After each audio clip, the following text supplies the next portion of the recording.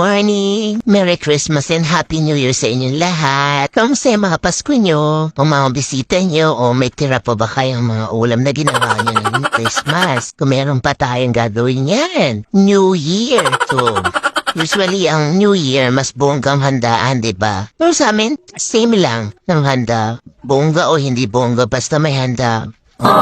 Basta yung mga favorite namin is nandyan. Masaya na kami at saka yung buong pamilya namin. Ngayong Christmas, nagsama-sama kami, kompleto kami na yung buong pamilya except ang mama ko.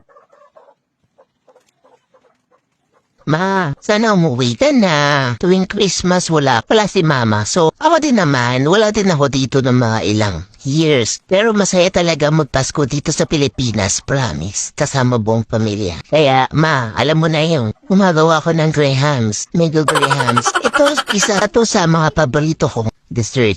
Namin lahat, syempre. Basta-basta na yung paglagay ko yan kasi naalala ko nung mga bata kami, wala kaming mga ganitong mga pagkain tuwing Pasko. Oo, mahihibo ko salad, pero especially ang buko salad, isa New Year talaga namin ang ginagawa. Pero sa mga ganito, talagang, kapag malakas ang kita ng mama ko, ng business